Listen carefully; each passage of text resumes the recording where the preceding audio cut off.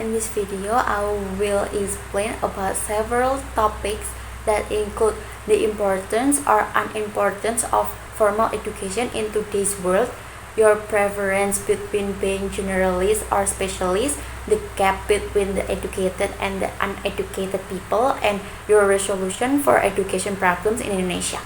The first is the importance or unimportance of formal education in today's world. In the modern world, formal education continues to be extremely important. It offers a planned framework for learning, giving people the tools they need to pursue a variety of occupation and make a positive contribution to society. It provides chances for intellectual development, social engagement, and personal progress. A recognized certificate that can improve job changes and open doors to more educational options is another benefit of formal education. It's vital to remember though that there are other routes to achievement outside formal education. Depending on a person's objectiveness and situation, alternative form of education like self-directed learning or vocational education might also be beneficial. The second is preference between being a generalist or specialist. Personal preference and professional objectiveness determine whether to take a generalist or specialist approach.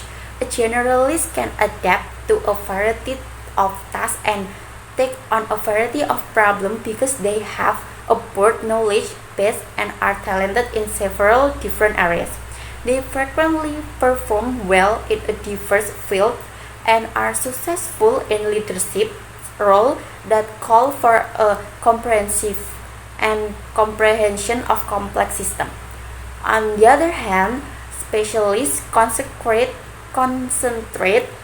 on gaining in-depth knowledge and competence in a certain field, becoming highly talented and knowledgeable in that field. They can have a big impact in their chosen profession and are frequently sought after for their specific knowledge. In the end, deciding whether to be a generalist or a specialist should be based on personal preference, skills, and the particular needs of the chosen career.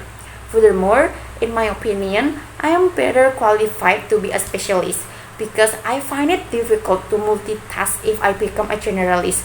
It's different with specialists who focus on particular areas since I can concentrate more on achieving my goal. The third is the gap between the educated and the uneducated people. One major issue that nations around the world must deal with is the divide between the educated and uneducated people. When there are gaps in access to high-quality education, it might worsen social injustice. Education can be a significant tool for society mobility. Those who lack educational possibilities can have fewer job opportunities, lower income potential, and less access to opportunities and resources. This may result in a cycle of disadvantages and poverty that lasts across generations. It is essential to close this gap by giving everyone, regardless of background or financial level, equal access to high-quality education. This can be accomplished by implementing targeted policies and programs that aim to lower obstacles to education, such as enhancing infrastructure, offering financial help and scholarships, boosting inclusive teaching methods, and addressing prejudice and discrimination in society.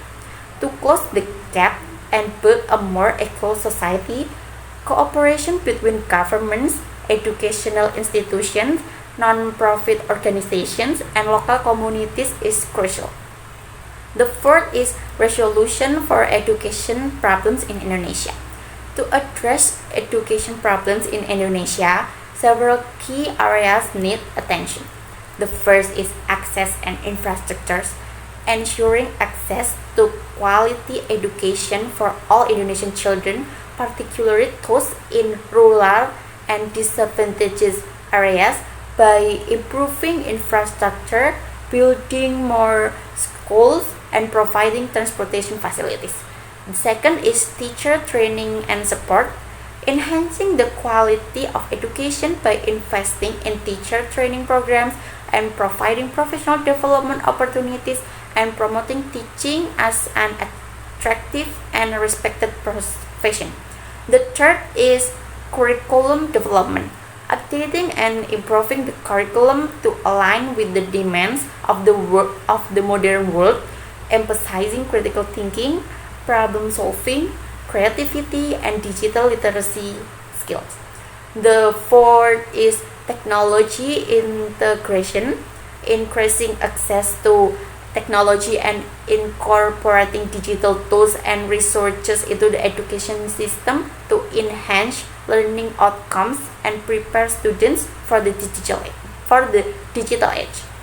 The fifth is inclusivity and diversity, promoting inclusivity in education by addressing barriers faced by marginalized groups, providing support for students with disabilities, and fostering an environment that celebrates diversity and cultural understanding.